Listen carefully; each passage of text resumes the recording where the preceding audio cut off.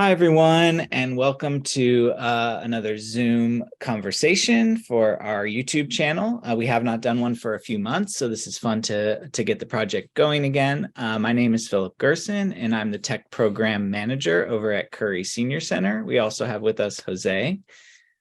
Hi, I'm Jose. I'm the Senior Vitality Program Coordinator. And we also have Sarah. Hi, I'm Sarah. I am the Senior Vitality Assistant at Curry. Hey, well, it's great to have you guys here with us. Today, what we're going to focus on is transportation apps. So that can be a variety of things, but the big three that we want to focus on today are Lyft. I'm going to be talking about that one. Uber is one that Sarah's going to address, and Jose is going to be talking about one called Moovit, which is for public transportation primarily, but a lot of different things. So I wanted to ask you guys first what your experience with these apps has been like, particularly when you started using it. For myself, I remember using Uber for the first time somewhere in 2012, 2013, and this was in New York City. It was a new experience for sure. It was hard to communicate with the driver. I was helping transport some older adults to an event, and I could not get in touch with them. The older adults were getting upset. So it was not a fun first experience with Uber, and it took me a few years to get back into it. Also, another thing I remember when Uber was getting started is that in college towns where there's a lot of people that drive like drunk frat boys to and from their events, like there were services for that. There were like people that were like local cab drivers, and their business was just like gone overnight. It was like Uber took over the town for those type of transportation needs. I think the yellow cabs in New York City are the ones that have really survived for whatever reason, where you can just kind of pick up a yellow cab like in that moment. Otherwise, like the entire cab industry, I think, has been changed because of Uber and Lyft. So maybe when we look at the apps, we can kind of think about why that happened and just the interesting aspect to it. But that's enough about my first experience with Uber. Sarah, what was your first experience like? Yeah, my first experience with Uber was back in high school when my friends and I went to a concert in Oakland, and it was a really large concert. And we had someone who drove us to the show, but we knew we were going to need a ride back. And we weren't sure exactly when the show would be over, and we were not from the city that it was in. So parking and driving and all of those things are, factors that are nice to not have to worry about. So I remember it being a little bit confusing just because of how many people are coming out of a large event all at once, and a lot of people were also getting Ubers. So it was a little bit tricky, but ultimately definitely the best option and a lot better than trying to get out of a crowded parking garage or navigate a city late at night. And yeah, I use Uber really frequently now, and especially in living in a big city like San Francisco. And I don't personally have a car in the city, so it is nice to have that option as well as public transit. I do usually take public transit, but there sometimes the buses don't run as late, or the Mimi doesn't run as late, or there are timing issues. And so it's really nice to have another option. And I do really enjoy having Uber. Thanks, Sarah. How about you, Jose? What was your first experience like? Yeah, I started using primarily Uber when I was in college. Back in the day, they used to have these monthly passes, which would give you a reduced cost for each Uber ride. Nowadays, I just use it to get around the city. I mostly use public transport as well. So Uber kind of lets me go to places whenever it's too late or a little bit farther away. And I still use it regularly to this day. I use Uber, I use Lyft, and Moovit, which we'll go on later on, which is a good transport app that shows you different public transport options. Cool. Thanks, Jose. So why don't we start with Uber? And we're going to have Sarah share the screen and just walk us through the app and talk about some of the pros and cons and just give you guys a sense of how the app works. Yeah, sounds good. Let me share my screen. Okay, so this is what your Uber app will look like. I'm using an iPhone, so it does look a little bit different on the way that it's laid out versus an iPad, but it has all of the same buttons and the same functions. And what you would do to download this app is go to your Apple App Store and just type in Uber, and it will be a black icon with the word Uber in white. And it's free to download. It's free to make an account. Of course, you pay for the rides, but downloading it on your phone will not, or your iPad will not charge you anything.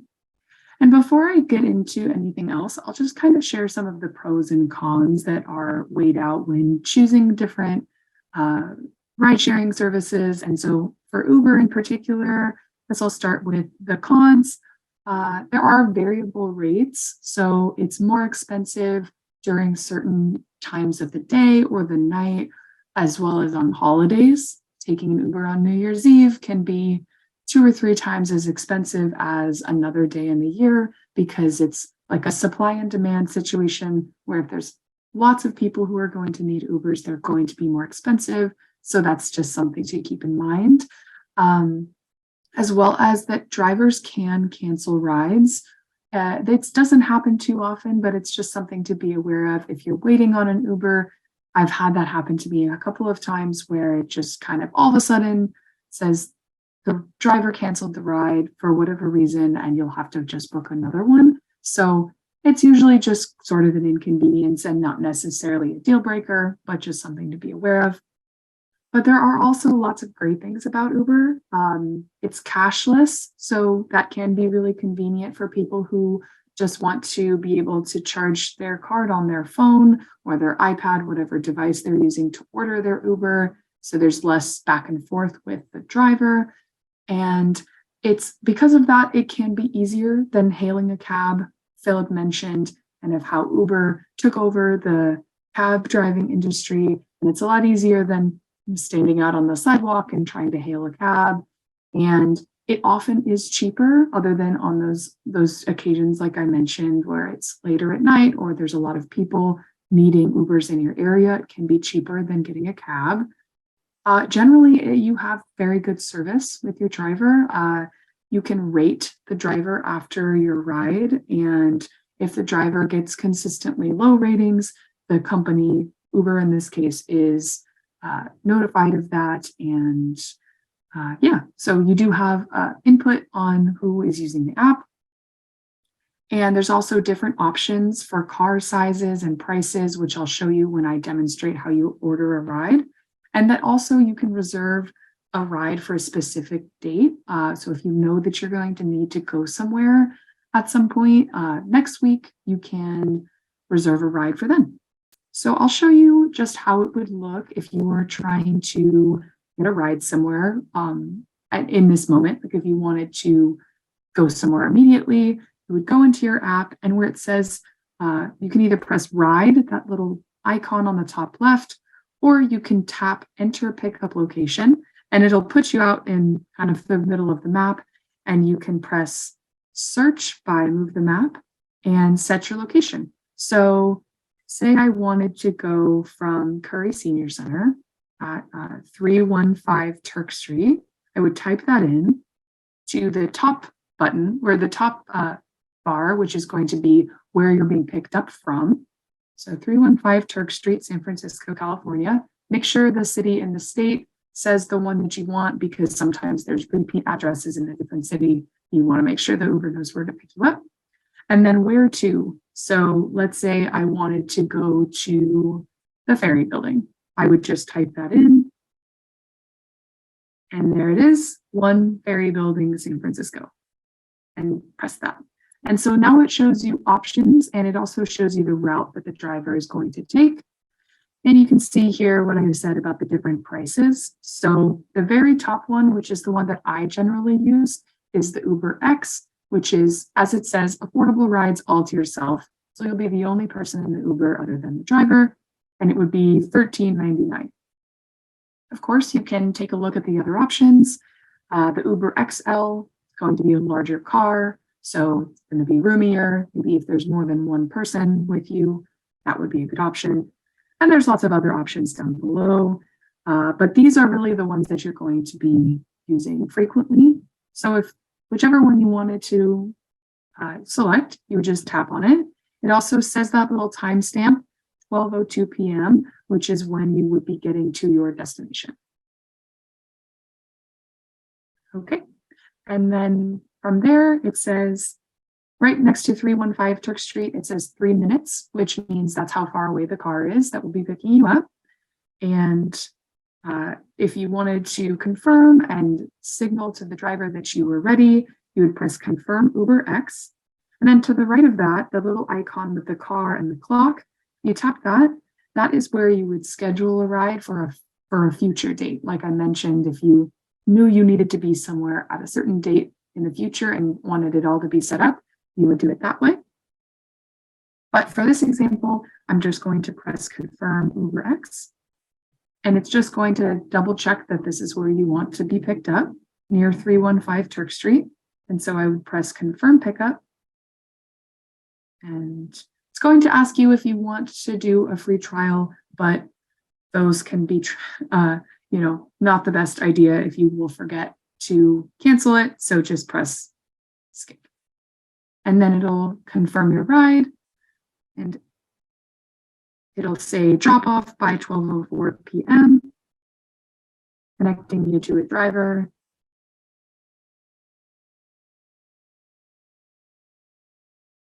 And there it says again, 4 minutes away, pick up on Turk Street, so it knows where to get you. And I'm going to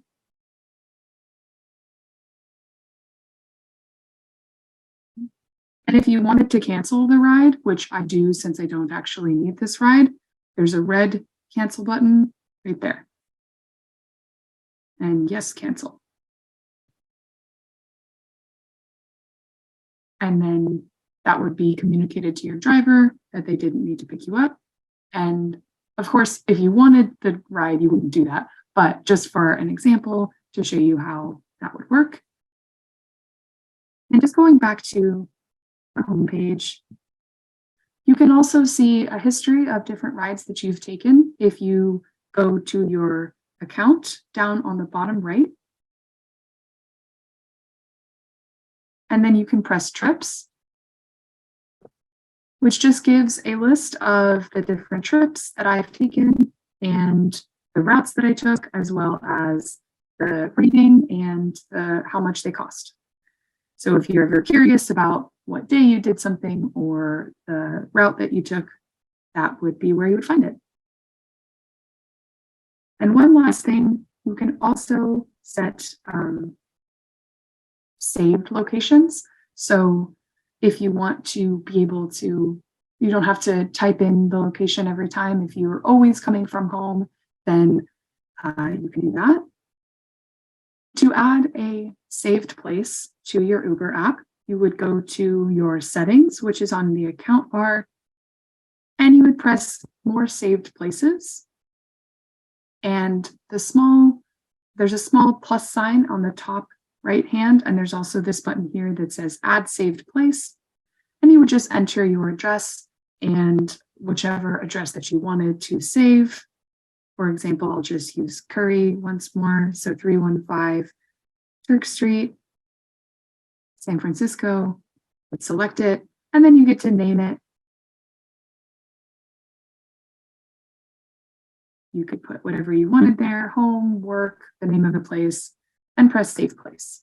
And now it's in your locations if you wanted to be able to more easily go to and from that place. And those are some of the basics of Uber. Cool. Thanks, Sarah. I didn't know about the save. I didn't know that you could save the place. So that's really helpful if you're going back and forth always to one or two places. I don't know. Did you have any questions for Sarah, Jose? Or... I would say maybe what would you say would be the benefit of like the different options that they have? You mentioned that you used Uber X the most. Have you ever had any other experiences with the shared rides or Uber Pet? I've heard that's something new too. Yeah, I myself have not had any experiences other than the Uber X. It's a great option. I have always just been myself or one or two other people, and we fit okay and been comfortable in that one. But I know it is nice, especially if you have a larger group, to do the larger cars, or if that just is more comfortable for you for transporting, for getting in and out of the car. And it is nice to have the Uber Pet option as well. So if you have your dog with you or anything like that, then there's a specific option that will cater better to your needs. But I do not personally have any experience with those. So Sarah, I have one question for you before we move on to the next thing, which is, what have the drivers been like? Have they been accommodating and friendly? Since a lot of our viewers are older adults, is that a person that they could feel comfortable with? And if they have a cane or something like that, that they would be helpful and accommodating? Yeah, that's a great question.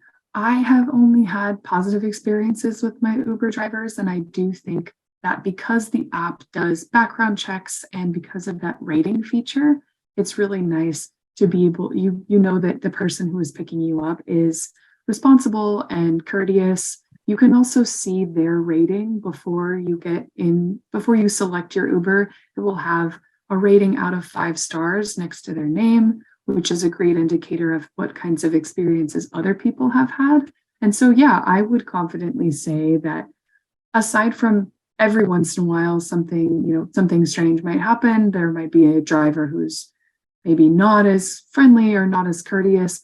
I've never had any really negative experiences, and I don't foresee anybody having someone who was unable to be accommodating to their needs.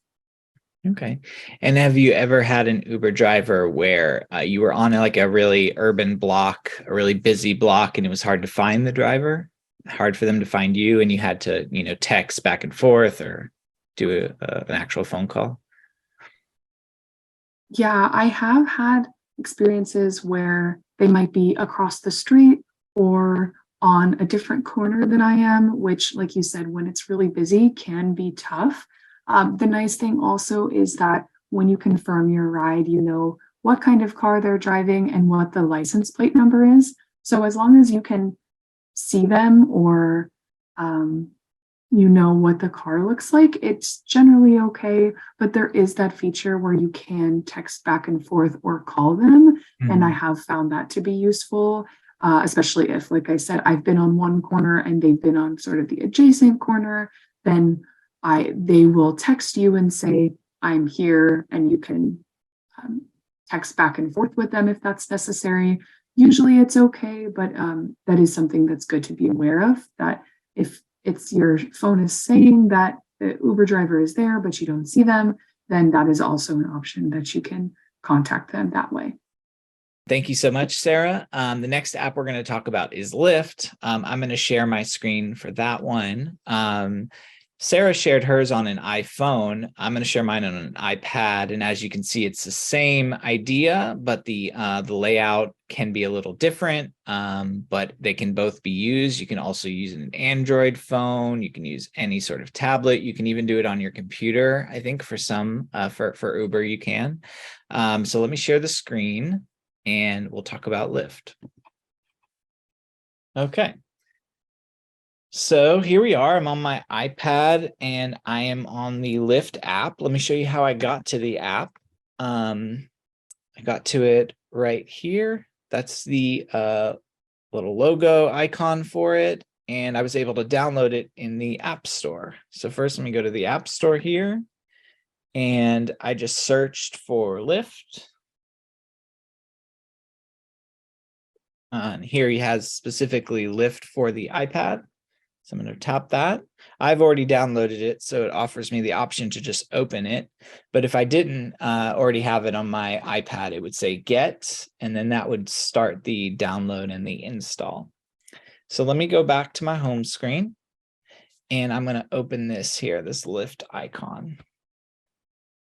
And it greets me. Hello, Phillip. So I appreciate that.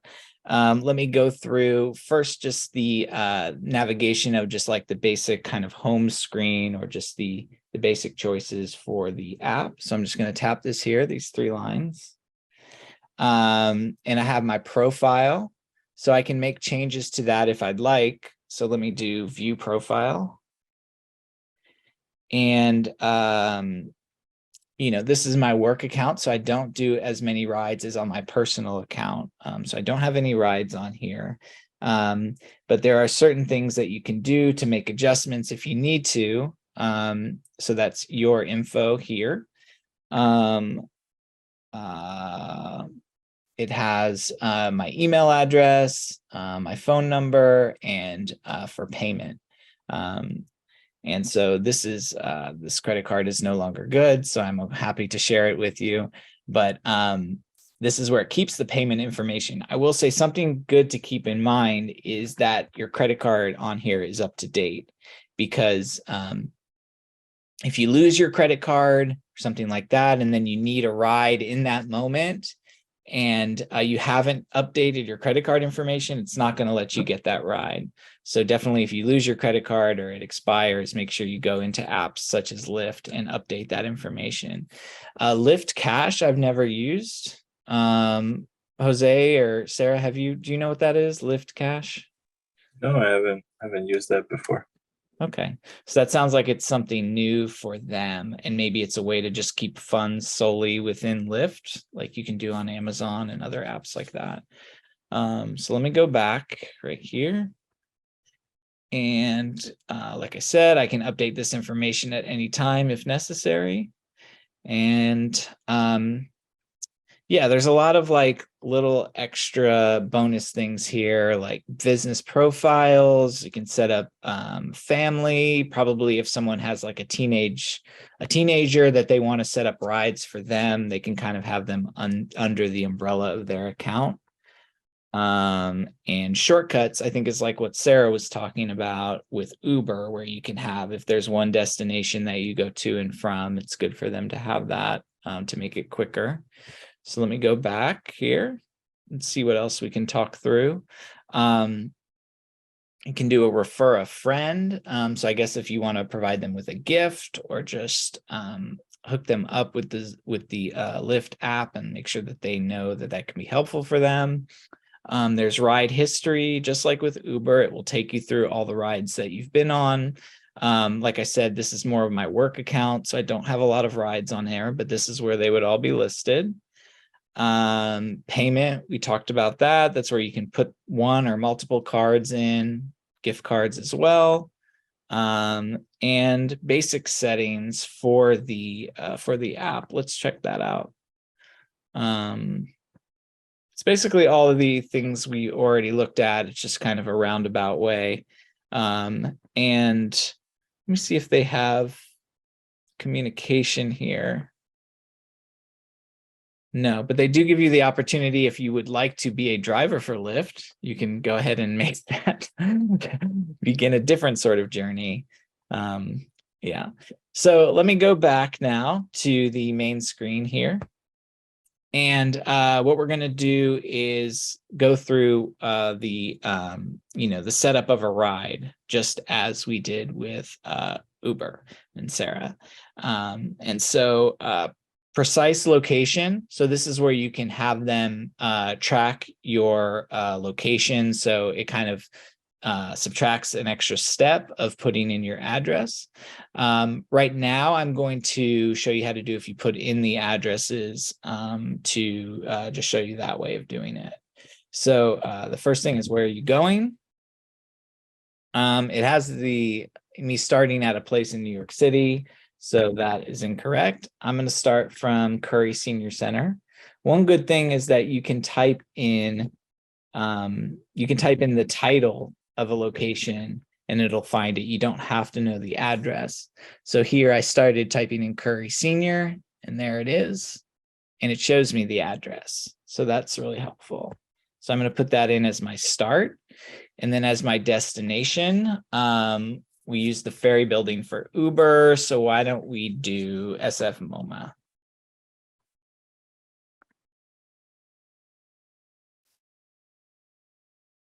And it gives me the admissions or the museum store. I'll go to admissions. And there we go. So what you see here is in pink and purple, the route that the car, your Lyft driver will take. And we also see here all of these different cars that are circling around in downtown San Francisco that could be the possible driver. So we have a few different options for the type of ride that we would like. So there's the priority pickup, where they try to get someone there as fast as possible. So I guess if you're in a rush, that would be the one to go with. But as you can see, it's $3 extra. Pick up in 3 minutes. So that's standard. Pick up in 3 to 13 minutes. So if you have some more time, that saves you $2 if you wanted to wait. Then there's the shared ride, which is what we talked about with Sarah and Uber a little bit. That is one that I did do frequently in my younger years when I had a lot of time on my hands, and you could, wait a little bit longer if you're like in the Mission and it's late, and you're leaving the bar and it doesn't really matter waiting an extra 15 minutes. You can do the shared ride and save some cash. And then there was a time that I bought a giant piece of furniture and had to move it and needed Lyft, and that's when I got the XL one. I've never done luxury, but maybe one day I will get there. They also have these for bikes. I've never done this. Have either of you guys done the Lyft bike? No, I have. No? Okay. I know people who have had luck with it. Okay. And then there's walk. So they're basically saying you don't have to use Lyft at all. You can just walk. And then that will cost you $0. So they don't recommend it though. And then it actually tells you public transportation options. So that's interesting.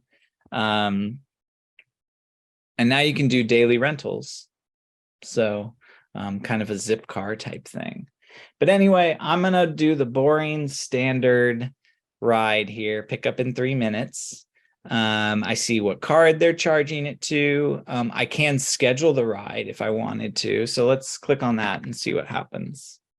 So instead of like wanting a ride at this very moment, I could schedule it for, let's say, 12:45, because I know that that's when my SF MoMA ticket is scheduled for. So if I set that as my pickup time, as you can see, suddenly all of those cars are gone because there's really only going to be one car involved and the route is already decided upon. They probably take into account the traffic at 12:45 and things of that nature. And so, yeah, let's backtrack though and do it as if we're doing it in this moment. So I'm going to go to today here, and I'm going to do request ride now. So I'm taking out this scheduled ride. I'm going to go back to doing it right at this moment. And sure enough, there's all those cars again, all waiting to do some sort of downtown Lyft ride. So I'm going to do select Lyft, the standard.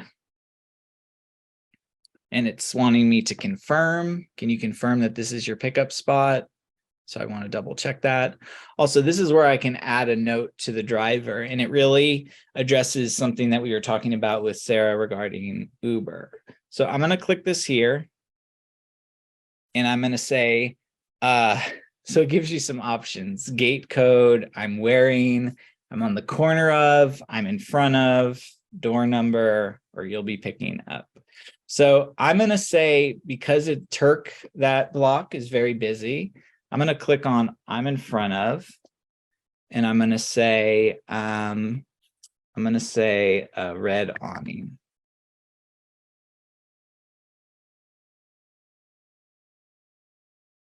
I'm going to add that note for the driver. All right. So I'm going to confirm and request it.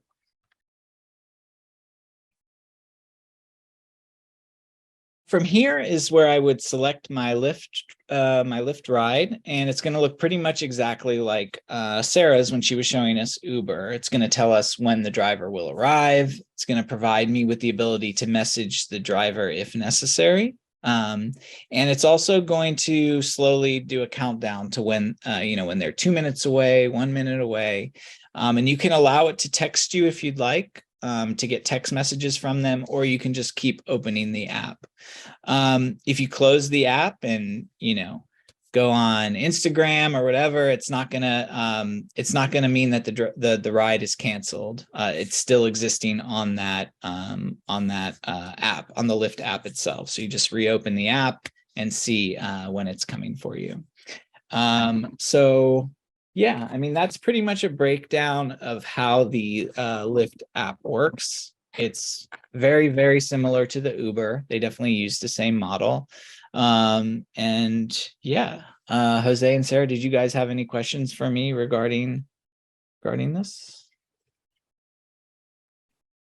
Yeah, I could ask you one. What is the perk of using Lyft over Uber, or which one do you like better, and kind of why?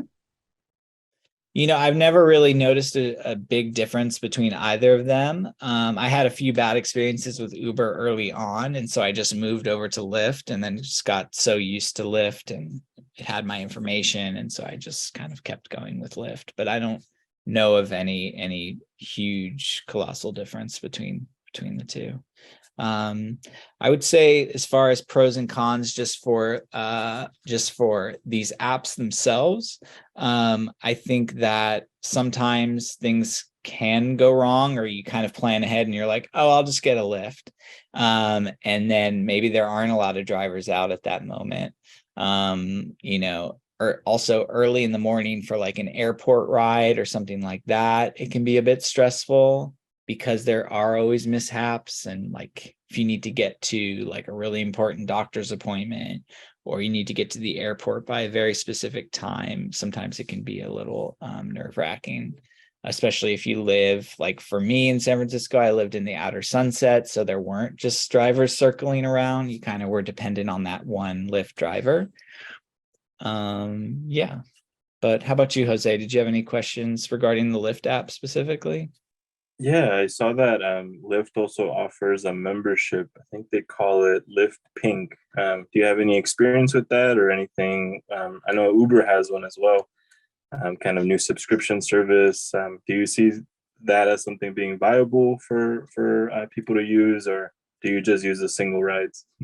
I just use the single rides because it's just like it's not like part of my everyday routine, like Lyft ride after Lyft ride after Lyft ride. I'm guessing that's probably folks that fall into that bucket where they're kind of zipping around town all day.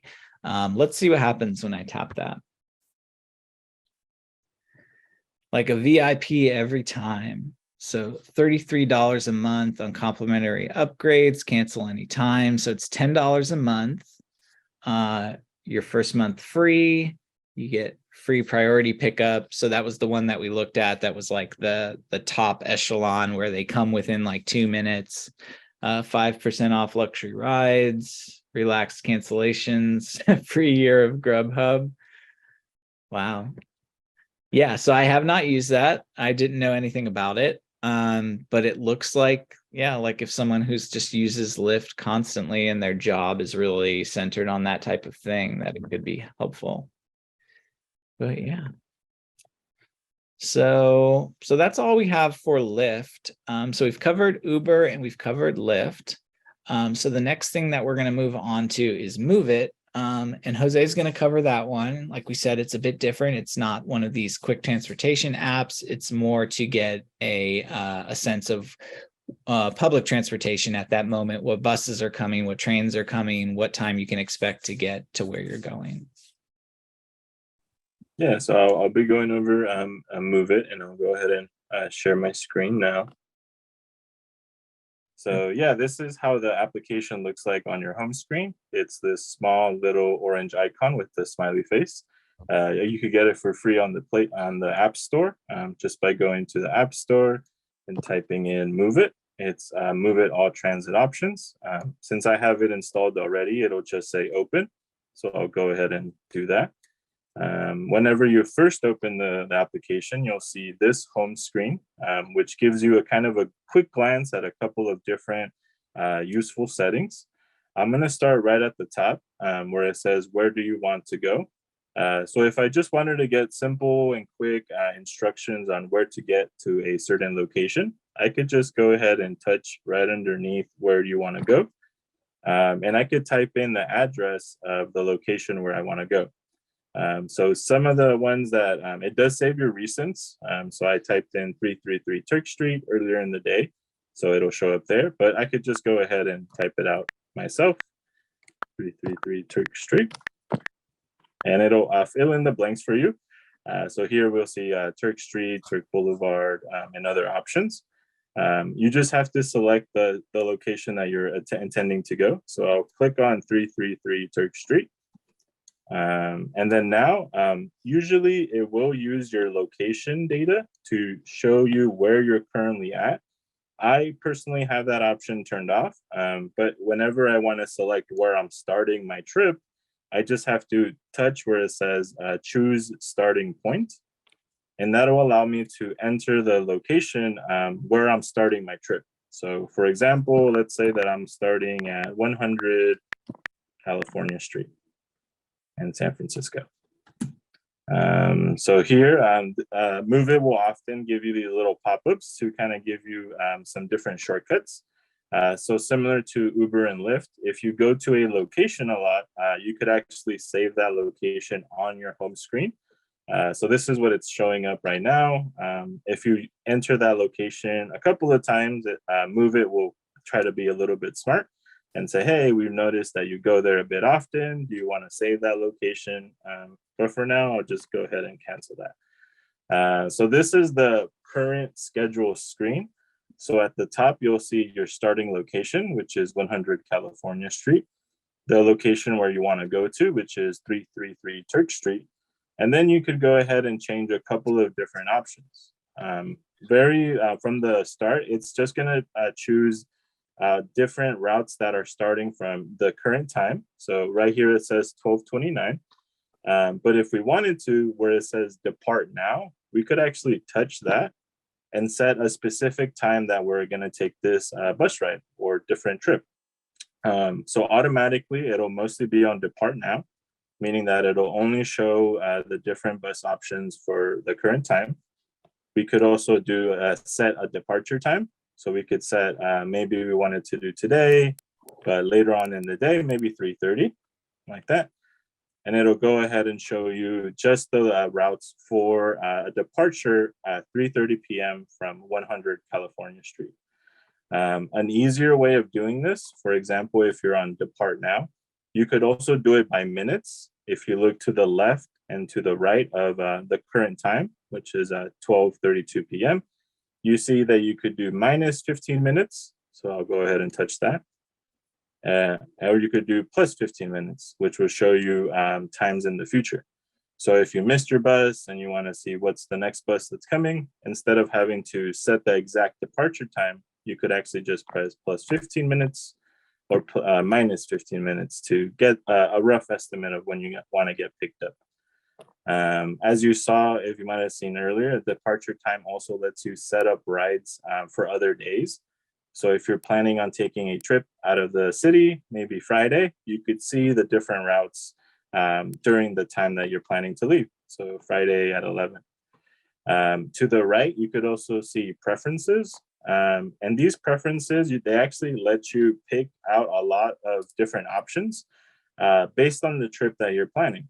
So right at the top, it kind of gives you the type of ride that you want to look, or the type of route. So you could see the best route.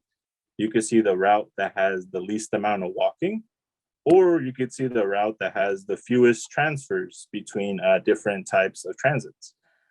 Below those preferences, you see the different transit types that are covered with this app.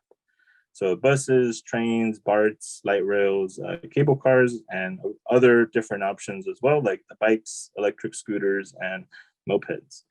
So yeah, you could really go ahead and customize this. If you never take BART, you could go ahead and deselect the ones that you don't use.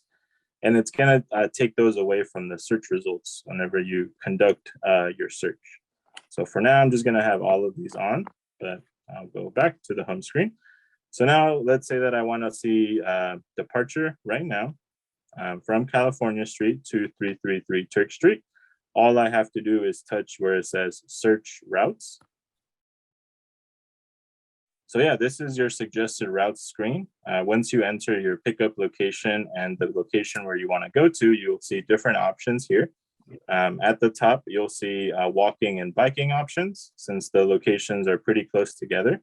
But if we scroll down a little, we'll actually see different transit types. So right at the top, it's saying, 15 minutes. This is a Muni line. There's a couple of buses that pass through it. So the M line, the J line, KT, and the N. But if we go down, we'll actually see other types of transits. So we have BART here.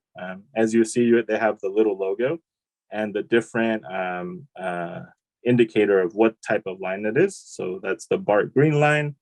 And it tells you just a quick kind of overview of when that bus is leaving or when it's coming in.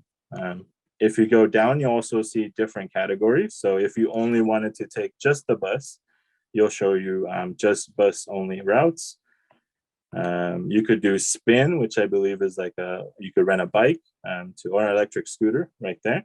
Or if you wanted to, if you see that all the rides are actually pretty far away, you could actually order an Uber right from the app. So that's pretty convenient, because if let's say you're running late, you could click on the Uber app. It'll enter your pickup location and the destination that you're going to, and it kind of skips some steps by getting you a quicker ride. But yeah, it's pretty good. I always like to use this app whenever I'm out in the city and I need to get somewhere. Sometimes the locations are pretty close together, so you could kind of pick and choose. Let me go back to the home screen. So yeah, going back to the home screen, one of the other features that I really like to use is the favorites, which is right at the center of the screen. You could set a home location and a work location. And what's beneficial about that is that it'll actually show you any type of lines that are around it. So for example, let's say that I needed to go home real quick. Instead of typing in the information every time, I could just click on home, and it'll automatically say 100 California Street is my destination. And if I have my location services on, then it'll really quickly show me how to get to that place. So see, once again, since I entered 333 Turk again, it says if I want to save this location, I'll go ahead and save it for now. And you could save it as many as you want to your favorites. So now if I go back to the home screen, you'll see that 333 Turk is on my favorites. Yeah, this is pretty much the overview of the home screen. At the very top, you'll see where it says San Francisco-San Jose. If you touch that, you'll actually be able to change your metro area. If you're traveling around the US, or maybe you want to show this app to another friend, you could actually change the location very quickly. So let's say you can kind of go through these, and like San Luis Obispo, you could change it. It'll change all your transit types, and it'll change all your locations. And it'll also have a different page for your favorites.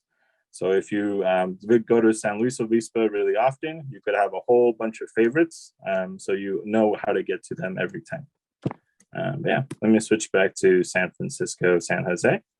And the last kind of useful thing that I like to use this for also is that it gives you a station map of your area. So if you don't know what bus lines are available, you could actually just click stations at the bottom center of your screen, and it'll show you any stations that are nearby where you're currently at. So here, this is the last location that I checked it on, Turk and Eddy. So it actually shows me all those little red dots. I could touch on one of them, and it'll give me more information about that specific station. So Turk and Taylor is a drop-off station only. That one doesn't give me much info. But if I go back, I should be able to check some of these other ones. Yeah, like Market and Taylor. So it'll tell you the next arrivals, when it's coming in, if it's delayed. It's a pretty good way of getting around if you're not familiar in an area. And lastly, if you go to the bottom right, the lines, this is a really good place to check if there's any major updates to your commutes. So right at the top, it says see Twitter updates on lines. So if you take BART frequently, they actually put the SF BART on here. So you could actually go on here and they'll update it on their Twitter account if there's any problems or delays. So the latest one here was 3 hours ago. There was a 10-minute delay on the Berryessa line. So this is a really good place of coming in to check. You could check the different Twitter feeds to make sure that your lines are on time and not late. You could also just see an overview of the different lines here. So Muni, Caltrain, BART, and you could just get different information on them. So the complete route, if you wanted to see the different places that it makes stops. It's a pretty all-encompassing transportation app. It does come with some pretty big downsides, though, I would say. For one thing, it could be quite overwhelming for somebody who is new to applications. They don't really guide you through a lot of this. They just throw it at you, and you have to figure out how to use it by yourself. And another kind of bad thing is that since it is a free app, and it's just regarding transportation, you do get a lot of advertisements. So like at the bottom of the screen, you'll see the double down ad, and those are pretty prevalent. You'll see them whenever you're requesting a different route. Sometimes they'll come up as pop-ups. So that's kind of the only downside to what otherwise is a pretty good transport app. Yeah. Any questions, Philip or Sarah? Yeah, my one question is when you do when you put in your destination, where you're coming from, and you get the list of possible rides, does it go in order of time, the amount of time it takes? Okay. Yeah, it'll go based on time, or it'll go based on the preferences that you have set. Right. So if you have only buses, then it'll show that right at the top and then everything at the bottom. But yeah, usually it'll do it by distance, so whatever is closest to where you're at, and the distance. Okay, cool. Yeah. Sarah, did you have any questions for Jose? No, I don't have any questions, but as somebody who uses public transit a lot, and it's helpful to know this is available for me and is kind of like a one-stop shop for all of my SF, Muni, and BART needs. Yeah. Yeah, it's pretty good. I like it that they update a lot of other cities too. So it's always being updated. It's always up to date, and there's a very big community aspect too. Like if you're at a bus line and a bus isn't showing up, I think it gives you an option to update the app so other users are updated as well. So yeah, pretty convenient. Cool. All right. Well, we've talked about those three: the Uber, Lyft, and Moovit. And then so I think that covers a lot of different transportation options in San Francisco and ways that you can move about the city and make use of, an iPhone or a Android or a tablet to make the transportation easier. So I just wanted to thank Sarah and Jose for being a part of this Zoom conversation. I want to encourage everyone to subscribe to our channel or like this video and visit our website, curryseniorcenter.org. And there's also some contact information on our channel. So yeah, I hope everyone has a wonderful day and gets to explore these apps a little bit. And yeah, everyone take care.